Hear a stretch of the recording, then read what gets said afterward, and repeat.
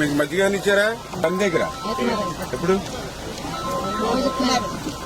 నన్ను ఇచ్చారా మజ్జిగ ఇక్కడ ఎవరు మనం నేను ఏం చెప్పండి ఎండలు కట్టుకుని గాల్పులు ఎత్తుకుని అందరూ మా పేదవాళ్ళు మా అందరికీ పాపం కావాల్సిన వాళ్ళని చెప్పి నేను ఏం చెప్పండి మా లీడర్స్ కి మన పార్టీ వాళ్ళకి చెప్పాను జేబులో డబ్బులు పెట్టి ఇంక మజ్జిగ ఉండాలని చెప్పాను మా లీడర్స్ ఏ ఊరికి ఆ ఊరు ఇవ్వండి పాపం వాళ్ళకి పుణ్యం అది దాహం కదా అని చెప్పాను అందుకని అది అమలు చేస్తున్నారు మా నాయకులు మళ్ళీ ఓట్ల టైంలో కనపడటం కాదు వాళ్ళ కష్టాల్లో కనపడతా ఉండాలి వాళ్ళ కష్టాల్లో కనపడుతూ ఉండాలి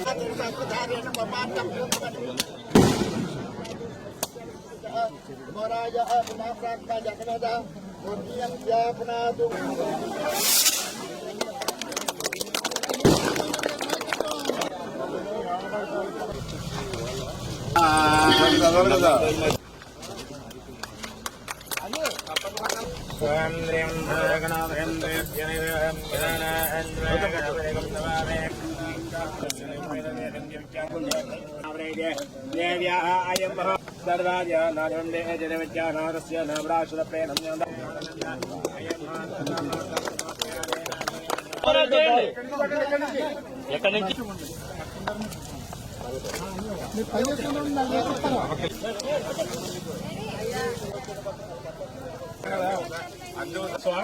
మేము మా సొంత డబ్బులు మరి మరి 5 సంవత్సరాలు ఏమి పురమైందని చెప్పారు ప్రతి గ్రామంలో సైడ్ ఖర్చు లేకుండా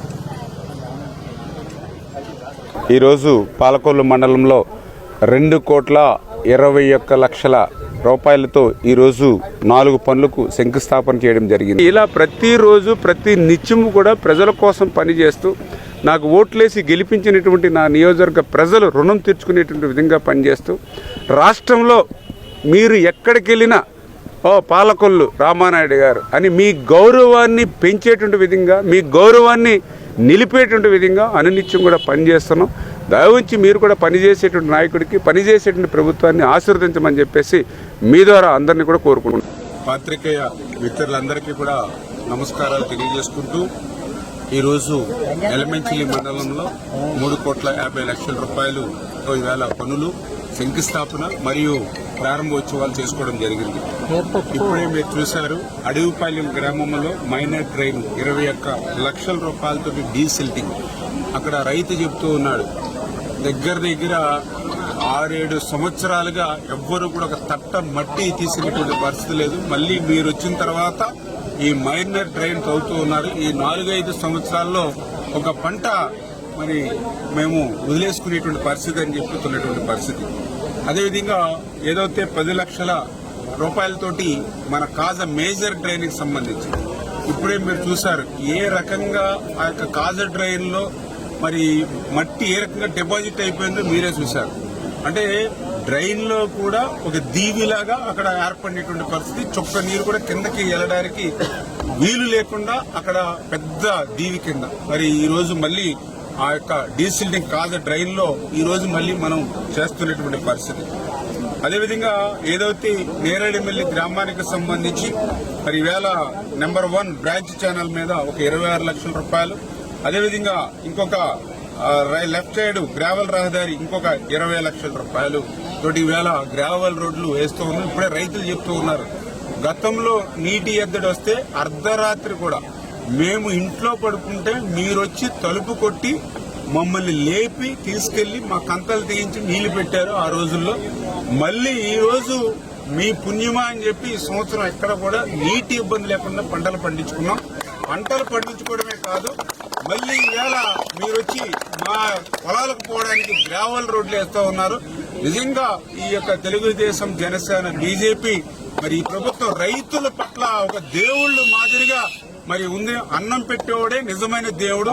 ఈవేళ మాకు అన్నం పెడుతున్నారు నరేంద్ర మోడీ, చంద్రబాబు నాయుడు గారు, పవన్ కళ్యాణ్ అని చెప్పి ఈరోజు రైతుల నుంచే మాటలు వస్తూ ఉంటే నిజంగా మాకు ఎంతో తృప్తిగా, సంతోషాన్ని కలుగుతుందని చెప్పి తెలియజేసుకుంటూ, అదేవిధంగా మేడపాడు నుంచి నేరేడుమిల్లి మీదుగా రావిపాడు గొప్పు వరకు కూడా మరి ఒక 2,89,00,000 రూపాయలతో, అంటే దగ్గర 3 కోట్ల రూపాయలతోటి ఇవాళ ఇప్పుడే చూసారు ఒక బీటీ రోడ్డు శంకుస్థాపన చేయడమే కాదు, ఆ రోడ్డుని కూడా ఇవాళ మనం ప్రారంభం చేసుకున్నాం.